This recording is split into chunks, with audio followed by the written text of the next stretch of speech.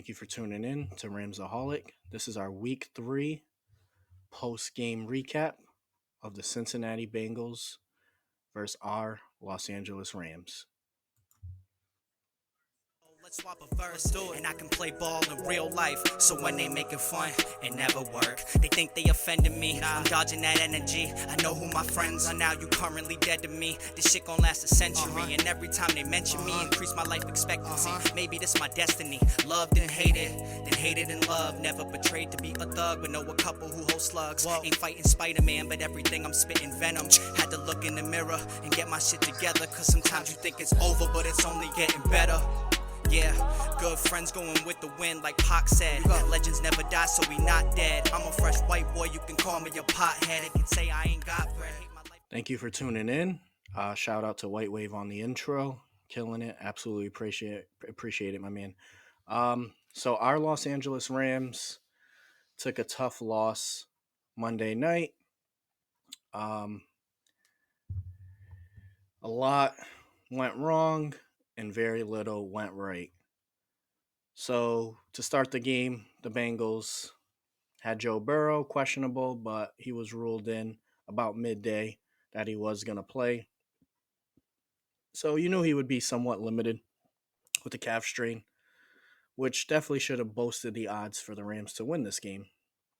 But you know, watching this game, you have to feel that the Bengals were the more desperate team at 0-2, and they wanted revenge for that Super Bowl loss 2 years ago. So to start the game, Bengals get possession first. They go on a 9-play, 37-yard drive, which resulted in a McPherson 56-yard field goal miss. The kid has a leg, so I was very happy to see that he missed it, and the Rams took possession. Now, this is the drive where, if you didn't watch the game, you've definitely heard about the Tutu Atwell touchdown being overturned. So the Rams go on an 8-play, 43-yard drive. Everything's looking good. The offense is looking good. The offensive line is protecting. We're mixing it up with the run. Um, and then Tutu Atwell does an end around, 24 yards, touchdown. Not so fast. The review was overturned. Supposedly, Tutu's foot, more precisely, his heel, touched out of bounds. But every angle I see, you see his heel facing upwards, right? Anyways, it hurt, especially because I did say Tutu Atwell would get the first touchdown of the game. So I was a little disappointed, but it's first and goal, and you're at the 3-yard line. You have Kyron Williams versus a bottom 3 defense at stopping the run. No issue, right? At least first down. Let's run it. No. First down. It was actually at the 2-yard line. First down. Matthew Stafford goes back to pass, and the Bengals bring the heat. They blitz with Logan Wilson. Matthew Stafford does not make the right call here. Instead of throwing the ball in the back of the end zone, which you should always do because there's always receivers there, so it won't be intentional grounding, he takes a 9-yard sack. Brings us to 2nd and 11 at the 11. Matthew Stafford, incomplete pass to Kyron Williams. Those two guys really don't seem like they're on the same page right now, but we'll get more on that later. Again, Kyron Williams, next play on 3rd and 11, incomplete pass. Rams settle for a 3 on a 30-yard field goal by Maurer, who, by the way, kudos to him. He's been doing great.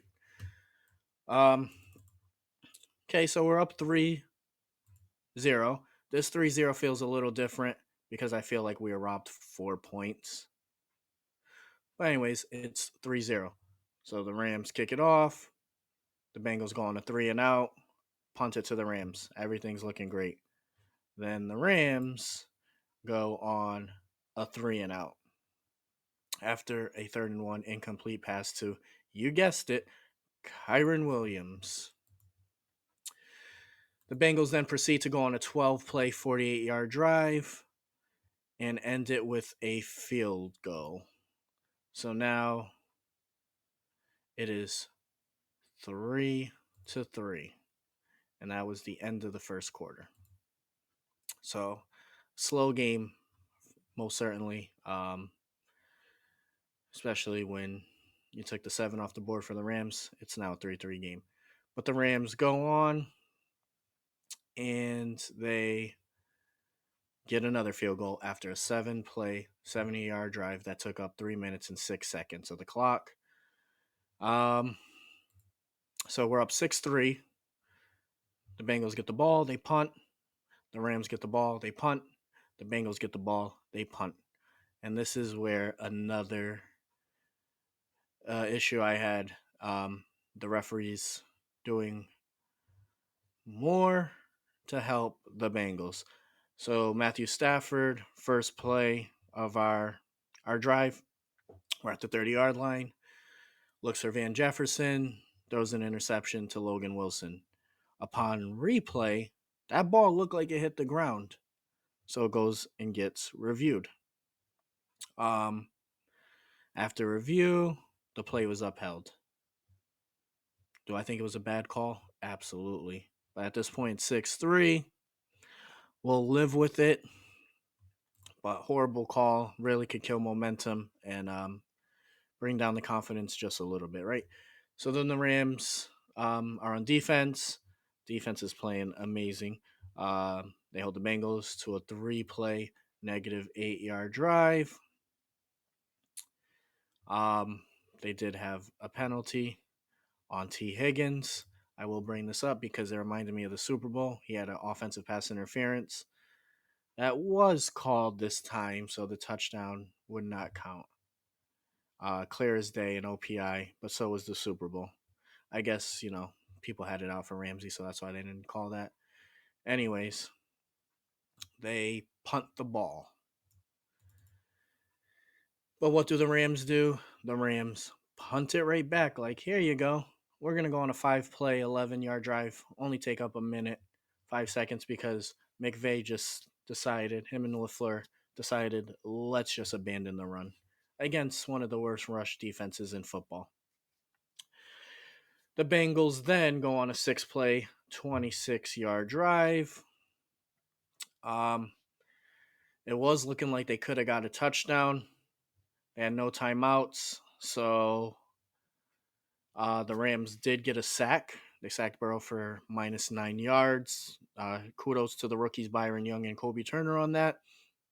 That was with 42 seconds left. So Burrow gets up, lines up the offense, chews the clock, 3 seconds, spikes the ball. The Rams did have one timeout left. They could have called it if they wanted to get gutsy and try to chuck the ball downfield, but McVay is not like that anymore. McPherson hits the 53-yard field goal. We're going into the half tied 6-6. So first half notes, Rams defense doing everything they can to win this game. Rams offense doing everything they can to lose this game. To start the second half, the Rams get the ball. They go on a 7-play, 51-yard drive. Chew up a little over 4 minutes. With Alaric Jackson out, this is when Hendrickson starts to really make his impact on this game. The Rams are looking at 3rd and 6. Matthew Stafford gets sacked for -7 yards by Hendrickson. We have to settle for a 42-yard field goal to make it 9-6. But that would be our last lead of the game as the Bengals then proceed to go on a 10-play, 75-yard drive for 5 minutes of clock. And they end it with a touchdown by Joe Mixon. This was definitely a tough drive for us. Jamar Chase is really starting to catch fire right now in this drive. And you could see the chemistry between him and Burrow finally starting to come. Not a good sign. So what can make it worse after that touchdown? The Rams go and 2-play drive. Second play, throw an interception to, you guessed it, Logan Wilson. After the interception, Bengals go on a 6-play, 48-yard drive, and it ends with McPherson hitting a 48-yard field goal, and now it is 16-9. So the Rams really here, they need to get something going. There's only 3 minutes left in the third quarter, but the Rams decide to go on a 3-play, negative 2-yard drive, which used up 2 minutes, 32 seconds. And, Ingram comes in. No Boom was hurt at this point. He ends up having a 15-yard face mask. These are drive killers, so you go from a 3rd-and-1 to a 3rd-and-16. The Rams just hand it off and get 4 yards, make it 4th-and-12, punt the ball. Great punt by our guy Evans. He's been phenomenal. 58-yarder. The Bengals then go on a 10-play, 35-yard drive. It looks like they're getting in field goal range. I'm absolutely getting frustrated at this point. And then one of the best interceptions I've ever seen by Akello Weatherspoon, who's been our best cornerback this year. Shout out to him. Gets a remarkable one-handed catch, interception, covering Tyler Boyd. And it's 10 minutes left in the game. The Rams down 16-9. And what do? Go on a 3-play, negative 16-yard drive. Matthew Stafford throws on first down. Second down, throws, gets sacked, negative 8 yards. 3rd-and-18. At least we threw it. Gets sacked, negative 8 yards. It's now 4th-and-26 at our own 4. And we have to punt. The Bengals then go with 8 minutes, 46 seconds left on the clock, a 4-play, 5-yard drive. But because we had to punt so deep in our own end zone and it was a good return for 19 yards by Charlie Jones, they were pretty much in field goal range to start the drive. And they end it with a 54-yard field goal by McPherson, who after his first miss did not miss another field goal. So we're down 10 points now. 7 minutes left. You really got to put some points on the board. That does not happen. The Rams go on a 3-play, 5-yard drive. Again, Matthew Stafford gets sacked. Alaire Jackson being out really hurt us in that second half. We give the ball back to the Bengals with 6 minutes left. They punt the ball after chewing up 228. Rams defense doing everything they can to keep them in it. The Rams go on a 10-play, 61-yard drive. They only eat up 2 minutes, 31 seconds, but there was only a minute, 3 seconds left after their touchdown. So it came down to an onside kick since they only had one timeout, which they did not recover. And that has been the case in the NFL this year, as no one has recovered a touchdown yet. So Matthew Stafford ends this game 18-33, 269 yards, 1 touchdown, 2 interceptions. Kyron Williams, a horrible amount of carries that he got versus this horrible run defense. 10 carries, 38 yards. He also did have 2 catches, 27 yards on 7 targets. So 5 of those passes were overthrown or dropped. Him and Stafford need to get on the same page ASAP. Puka Nacua led us in receptions and yards with 5 catches, 72 yards. It was actually his worst game of the season, and I think that stat line will probably be his floor, possible close to ceiling with Cooper Kupp coming back in week 5. Joe Burrow, we kept him contained all game. He had 26 completions on 49 attempts, 259 yards with an interception, sacked twice. Matthew Stafford sacked 6 times after only being sacked once all year, and that came against the San Francisco 49ers in the third quarter on a blitz. So this offensive line was holding up, but they had a bad game. Big part of that is Zach Thomas coming in. He should never be in at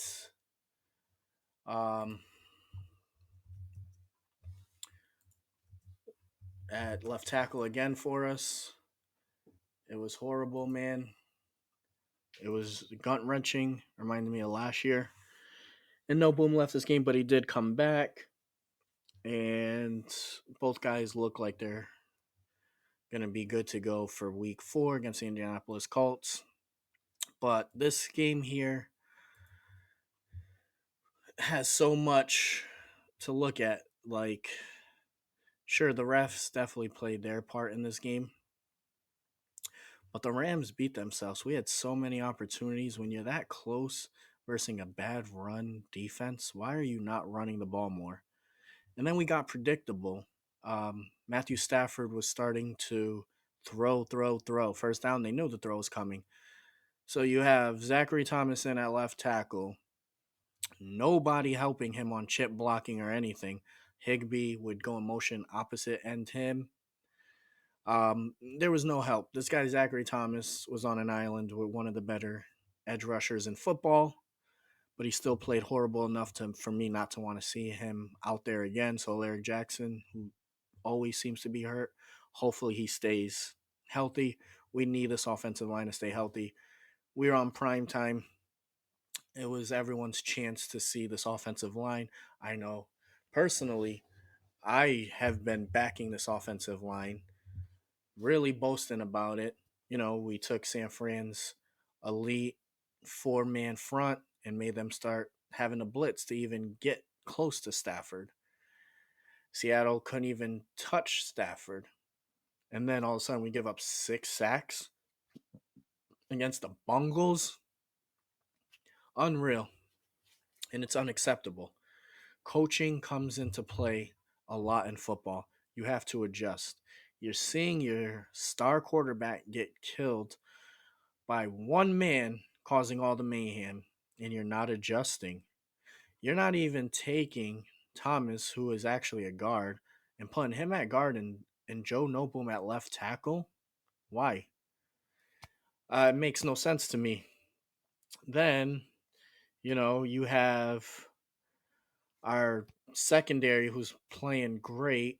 If you look at all the wide receivers they faced, DK Metcalf, Tyler Lockett, JSN, Brandon Ayuk, Debo Samuel, George Kittle, Jamar Chase, T. Higgins, Tyler Boyd, all those guys have only one touchdown versus the secondary. And this was a secondary that was supposedly one of the worst in football, right? If you listen to the critics. But now we're at 1-2.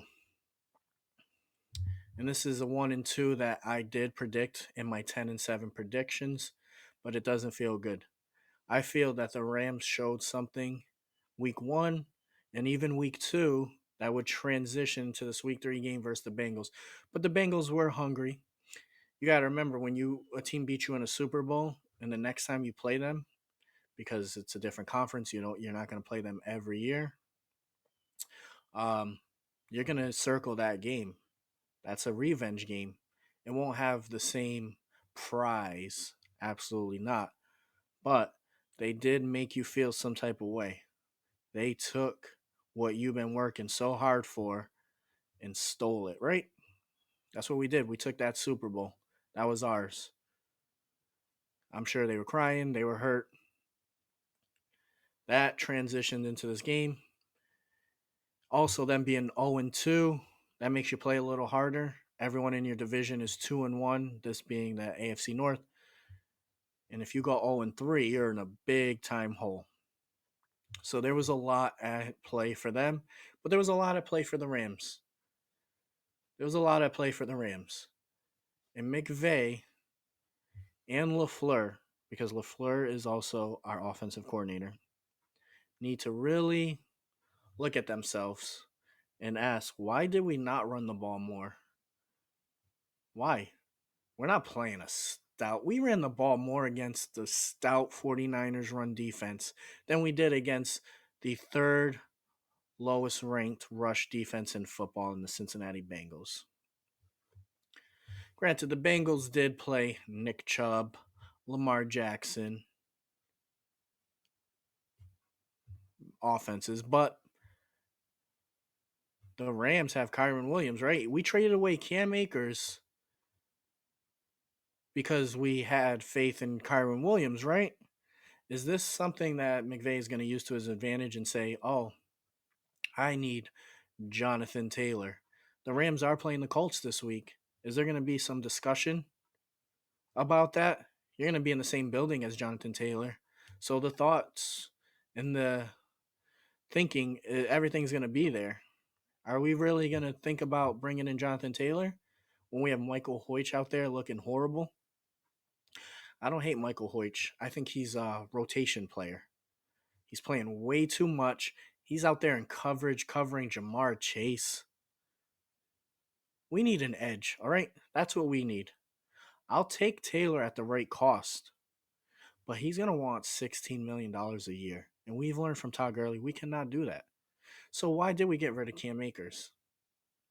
There has to be something that happened between them because Cam Akers got 22 carries against the Seattle Seahawks, and it was at an inefficient 29 yards total rushing. All right. Kyron Williams got 10 carries. What is going on? Cam Akers pretty much had as much carries in that first game than Kyron Williams had in the last 2 weeks. And Kyron Williams is playing about 100% of the snaps. He did play 100% this week and then about 90-something percent last week with Ronnie Rivers spelling him off. So what are we going to do? Bring in Leonard Fournette because Kareem Hunt's gone now. And as far as edge, I wanted to go trade for Brian Burns. But we could have took the veterans minimum route and got Kyle Van Noy, who just signed with the Baltimore Ravens. So there we go, another edge guy off the board. We need to help Aaron Donald, all right? Byron Young, 2 sacks this season. No issues with him at all. Playing great. Kobe Turner, amazing.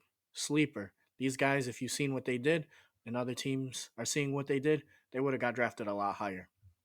I would like to see Trey Tomlinson out there a little bit more. But my main issue is Michael Hoych on that edge. It's killing us when he's getting stuck in coverage. It's killing us. I know we brought in Quentin Lake a little bit more this game, and he's decent, but we need some things to figure out because this Rams team has the potential to make a Super Bowl. I didn't think it.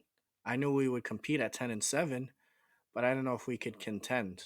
But you see a team like the Cowboys losing to the Cardinals. You know, the Eagles definitely look good, but Jalen Hurts passing is not what it was last year. He only has 3 touchdowns, 3 interceptions this year. The 49ers, we played them super close. We were actually up 17-10. I know we could beat them with a healthy Cooper Kupp back. So let's go all in for it. But we need to get an edge. I don't know if we could get Chase Young back now because how well he's been playing for Washington now that he's back. But the Rams definitely need to make some moves. I think our offensive line is fine. I am not going to overreact to this because prior to this game, it was an elite offensive line. Alaric Jackson going out definitely hurt us. We need Dotson to be active this game in case something happens. Because then we could, if Alaric did get hurt, I would love to have seen Nopum go to left tackle and Dotson active. We traded for the guy. Why did we trade for him if we're not going to use him? Overall, it was a really tough loss. Took me a little bit to get over it. We had so many opportunities, so many. And I hope the Rams could really regroup, come back strong. If you're new here, make sure to subscribe, smash the like button. If you're a returning member, thank you. I appreciate it. Smash the like button. Turn on your post notifications so you don't miss any of my daily Rams content with shorts, live streams, and posted videos. Also, you can find me on X at Shay Tweeted At. I'm very active, building a Rams community. Got a lot of Rams people I love talking with and other fan bases during our matchups of the week. And tune in. I will be dropping our pregame preview versus the Indianapolis Colts. Probably going to have that come out on Friday, so be on the lookout. Hey, as always, take care of yourself, take care of your loved ones. I'm your boy Shay, Ramsaholic, and I'm out. It's 4 a.m. in New Bedford, I'm getting my shit together. City just ain't safe, these kids down for whatever. Letting the lead fly, they flocking just like a feather. I couldn't stay there forever, career not getting better. I ain't no rapper, can't imagine not getting cheddar. They posting pics in they base models, not even leather. It's not even leather. It's 4 a.m. White. Wait. The city.